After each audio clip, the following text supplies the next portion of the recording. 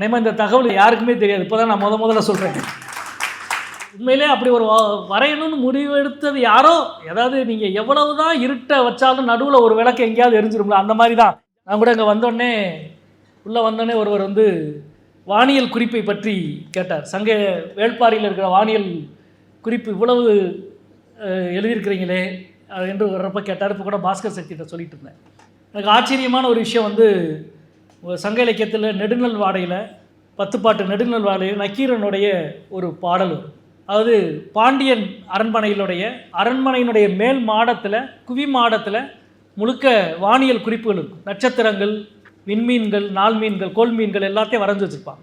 அந்த வரையப்பட்ட அந்த வானியல் குறிப்பை வச்சு அந்த நாள் என்ன அப்படின்னு கண்டுபிடிச்சிடலாம். நெடுநல் வாடையில் குறிப்பிட்டப்பட்டிருக்கிற அந்த பாடலின் வழியில் எந்தெந்த நட்சத்திரம், நிலவு, சூரியன் எந்தெந்த இடத்தில் இருக்கிறது என்ற அந்த குறிப்பை, அப்படின்னா அதனுடைய தேதி என்ன, டேட் என்ன என்பதை ஆய்வு செய்து இந்த டேட்டா இருக்கலாம் அது அப்படின்னு. அது எல்லா காலங்களிலும் நமக்கு தெரியும். நிலவு வந்து பயணிக்கிற 27 நட்சத்திர மண்டலங்களை கடந்து பயணிக்கிறது.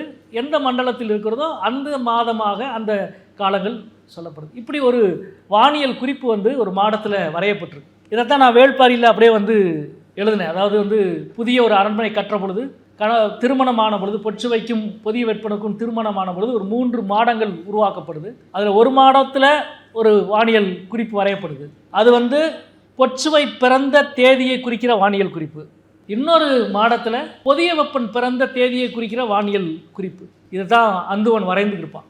அது வந்து எனக்கு வந்து உண்மையிலே மிகப்பெரிய சவால் அன்றைய வானியல் அறிவு எப்படி இருந்தது என்பது. ஏன்னா யவனர்களுடைய வானியல் அறிவுக்கு முன்னாடி கல்தேயர்களுடைய வானியல் அறிவு, அதுதான் உலகத்தின் மிக பழமையான வானியல் அறிவு என்று மேற்குலம் சொல்லுகிறது. என்னுடைய கருத்து, அதே காலத்தில் தமிழகத்தில் மிக செழிப்பான ஒரு வானியல் அறிவு மரபு இங்கே இருந்தது அப்படின்னு. ஏன்னா இதெல்லாம் இப்போ நம்ம வந்து பேசுகிறது வந்து சங்க இலக்கியத்தில் எழுதப்பட்ட ஒரு மேல் மாடத்தில் இருந்த வானியல் குறிப்பை வச்சு, அதுக்கு ஒரு 2500 வருஷம் கழித்து 2017ஆம் ஆண்டு நான் ஒரு வேள்பாரின்னு ஒரு நாவல் எழுதி அதில் ஒரு வானியல் குறிப்பு எழுதியிருக்கிறேன். கடந்த காலம் இல்லை, அதுதான் தொடர்ந்துகிட்டே இருக்குது. புதிய நாடாளுமன்ற கட்டிடம் திறந்துருக்குறாங்க இல்லையா? இப்போ புதிய நாடாளுமன்ற கட்டிடத்தெல்லாம் எம்பி ஆகிருக்கிறோம். புதிய நாடாளுமன்ற கட்டிடத்துக்குள்ளே போனால், புதிய நாடாளுமன்ற கட்டிடத்தில் நடுவில் ஒரு பெரிய அறை, அந்த அறைக்கு மேலே அதே மாதிரி மேல் மாடம் முழுக்க வானியல் குறிப்பு வரைஞ்சி வச்சுருக்காங்க.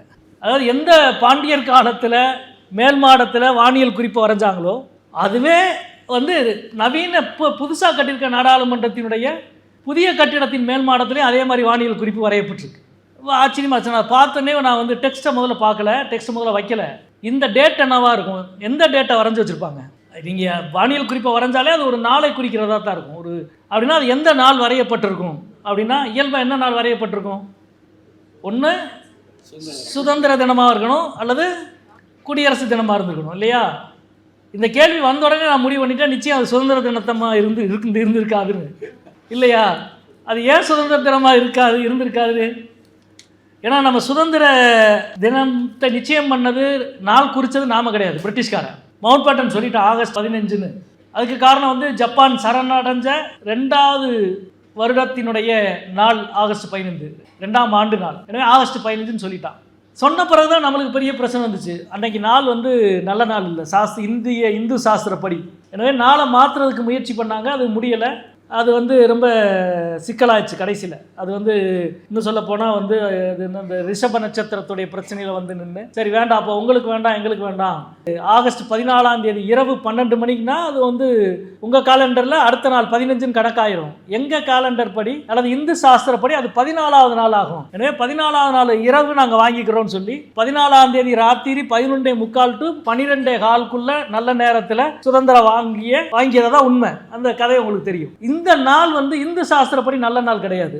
எனவே புதிய பாராளுமன்றத்தினுடைய மேல்கூரையில் அது வரையப்படலை. வேற வழி இல்லாமல் குடியரசு அறிவிக்கப்பட்ட, அரசியல் சாசனம் நிறைவேற்றப்பட்ட ஜனவரி 1950 ஜனவரி 26ஆம் நாளை குறிக்கிற நட்சத்திர மண்டலங்கள் தான் மேலே வந்து வரையப்பட்டிருக்கு. நினைமா இந்த தகவல் யாருக்குமே தெரியாது, இப்போதான் நான் முதல்ல சொல்கிறேன். அது உண்மையிலே அப்படி ஒரு வரையணும்னு முடிவெடுத்தது யாரோ, ஏதாவது நீங்கள் எவ்வளவு தான் இருட்டை வச்சாலும் நடுவில் ஒரு விளக்கு எங்கேயாவது எரிஞ்சிரும்ல, அந்த மாதிரி தான். நிலவு வந்து பரணி நட்சத்திரத்தோடு இருக்கிற ஒரு நாள். பரணி நட்சத்திரத்துக்கு இந்து சாஸ்திரத்தில் வந்து மாற்றத்தை அல்லது வந்து ஒரு புதிய தொடக்கத்தை குறிப்பதாக நம்புகிறாங்க. எனவே வந்து பரணி நட்சத்திரத்தில் தான் அந்த நாள் குறிக்கப்பட்டது. எனவே ஜனவரி 26 என்ற அந்த நாளை வந்து மேல்மாடம் முழுக்க அந்த நாளில் 1950 ஜனவரி 26 நிலவு பரணி நட்சத்திரத்தோடு இருந்தது. அன்னைக்கு சூரியன் எந்த இடத்துல இருந்தது, அன்னைக்கு மற்ற நட்சத்திரங்கள் எல்லாம் எங்கே இருந்தது என்ற அந்த நாளை புதிய நாடாளுமன்றத்தினுடைய மேற்கூரையிலே வரைந்து வைத்திருக்கிறார்கள்.